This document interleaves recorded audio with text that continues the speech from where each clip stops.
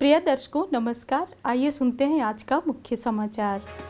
ओडिशा खान समूह सहित राउरकेला इस्पात संयंत्र के वार्षिक लेखा खातों पर हस्ताक्षर। सेल आरएसपी में नए मानव उत्तोलक लैडल का उद्घाटन किया और सेल राउरकेला इस्पात संयंत्र का ग्रीष्मकालीन प्रशिक्षण शिविर में ग्रामीण युवा प्रतिभाएं प्रशिक्षित। अब समाचार विस्तार से। ओडिशा खान समूह ओजीएम सहित सेल राउरकेला इस्पात संयंत्र आरएसपी के वार्षिक लेखा खातों पर हस्ताक्षर समारोह 9 मई 2024 को मंथन सम्मेलन कक्ष में आयोजित किया गया, जो आरएसपी के इतिहास में एक और सफल वित्तीय वर्ष की समाप्ति थी। आरएसपी के अंतिम वित्तीय विवरण पर आरएसपी के निदेशक प्रभारी श्री अतनु भौमिक और कार्यपालक निदेशक वित्त एवं लेखा आरएसपी श्री ए.के. बेहुरिया और मेसर्स जीएनएस एवं एसोसिएट्स भुवनेश्वर के सांविधिक लेखा परीक्षकों की ओर से CAS के देहरी ने हस्ताक्षर किए। इस अवसर पर वित्त एवं लेखा के वरिष्ठ अधिकारी और मेसर्स जीएनएस एवं एसोसिएट्स के सम्मानित लेखा परीक्षक उपस्थित थे। समारोह के दौरान श्री भौमिक ने संयंत्र की उपलब्धियों, चुनौतियों और भविष्य के नजरिए पर प्रकाश डाला। उन्होंने इस बात पर जोर दिया कि आयातित कोयले की कीमत में वृद्धि और NSR में उतार चढ़ाव जैसे मुख्य दो कारकों के कारण एक मजबूत शीर्ष रेखा होने के बावजूद निवल रेखा समान रूप से अच्छी नहीं है। टीम के समर्पण और कर्मठता पर जोर देते हुए उन्होंने वित्तीय रिपोर्ट तैयार करने में वित्त विभाग के सावधानीपूर्वक प्रयासों की सराहना की और लेखा परीक्षकों को उनके स्वतंत्र सत्यापन और लेखा परीक्षा के समय पर पूरा होने के लिए धन्यवाद दिया। इस अवसर पर बोलते हुए श्री बेहुरिया ने वित्त वर्ष 2023-24 के लेखा परीक्षा के सफल और समय पर पूरा होने के लिए लेखा परीक्षकों के प्रति आभार व्यक्त किया। उन्होंने लेखा परीक्षकों द्वारा की गई विस्तृत जांच और विश्लेषण पर प्रकाश डाला, उनके द्वारा दिए गए विभिन्न सुझावों का स्वागत किया और वित्तीय विवरणों की अखंडता और सटीकता सुनिश्चित करने में उनकी भूमिका को स्वीकार किया। उन्होंने सामान्य तौर पर सेल और विशेष रूप से आरएसपी में मजबूत निर्धारित प्रक्रियाओं, नीतियों और दिशा निर्देशों पर जोर दिया, जो कामकाज और संचालन में पारदर्शिता और विश्वसनीयता सुनिश्चित करेगा। मेसर्स जीएनएस एवं एसोसिएट्स के प्रतिनिधि ने लेखा परीक्षा के सफल और समय पर पूरा होने के लिए आरएसपी प्रबंधन से प्राप्त सहयोग पर प्रसन्नता व्यक्त की। उन्होंने वित्तीय वर्ष 2023-24 के दौरान अपनाए गए लागत में कमी और लागत नियंत्रण उपायों के प्रति अटूट समर्पण के लिए आरएसपी प्रबंधन की सराहना की। समारोह का संचालन उप प्रबंधक वित्त एवं लेखा मुख्य लेखा सुश्री सुष्मित कौर द्वारा किया गया। सेल राउरकेला इस्पात संयंत्र के फील्ड मशीनरी मेंटेनेंस FMM विभाग द्वारा अनुरक्षित वाहनों के बेड़े में एक नया मानव उत्तोलक लैडल मैन लिफ्टर जोड़ा गया है। 9 मई 2024 को FMM विभाग में आयोजित एक समारोह में कार्यपालक निदेशक वर्क्स श्री SR सूर्यवंशी ने उपकरण का उद्घाटन किया। इस अवसर पर मुख्य महाप्रबंधक मैकेनिकल श्री आर्यन राजेंद्रन, मुख्य महाप्रबंधक EMD श्री PS कन्नन, महाप्रबंधक FMM श्री VK राउल, विभाग के अन्य वरिष्ठ अधिकारी और कर्मचारी उपस्थित थे। नए एरियल लिफ्ट के शामिल होने से अब कार्य करने वाले ऊंचाई पर सुरक्षित और कुशलतापूर्वक कार्य करने में सक्षम होंगे। उत्तोलक की व्यवस्था से जुड़ा संलग्न प्लेटफॉर्म आवश्यकता अनुसार श्रमिकों और उनके उपकरणों को ऊपर और नीचे कर सकता है।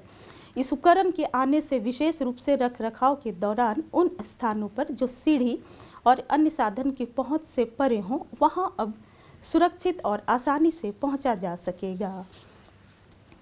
गौरतलब है कि एरियल लिफ्टर 30 लाख रुपए की लागत से खरीदा गया है।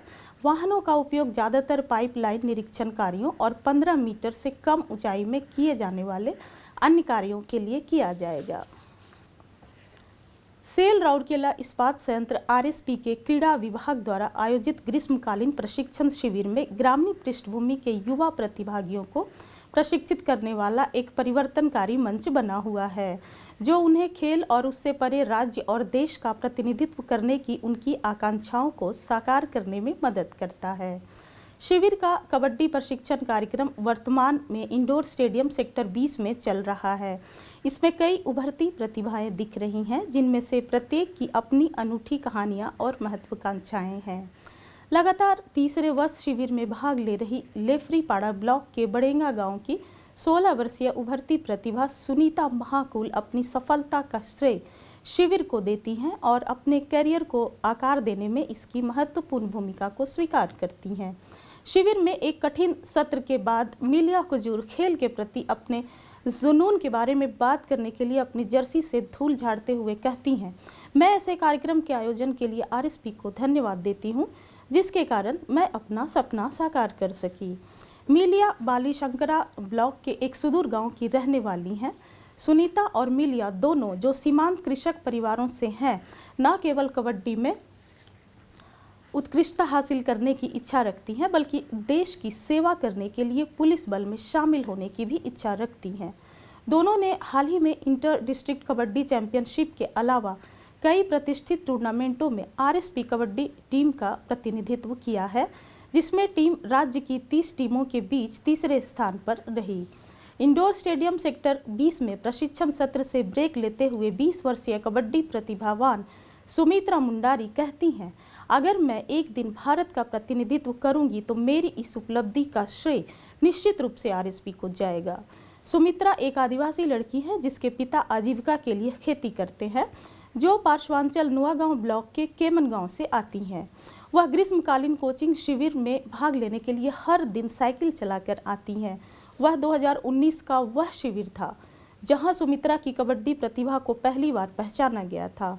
उन्होंने आरएसपी के कोच के मार्गदर्शन में अपने कौशल को निखारा और बाद में पंजाब में आयोजित सीनियर नेशनल कबड्डी चैंपियनशिप 2023 में ओडिशा का प्रतिनिधित्व किया। आरएसपी के स्ट्रक्चरल एंड फैब्रिकेशन शॉप विभाग में काम करने वाले एक समर्पित कबड्डी कोच सुकरू ताती कहते हैं, आरएसपी का ग्रीष्मकालीन कोचिंग कैंप कई ऐसी प्रतिभाओं को देख रहा है जो अपने सपनों को पूरा करने के लिए सभी बाधाओं का डट कर सामना कर रहे हैं।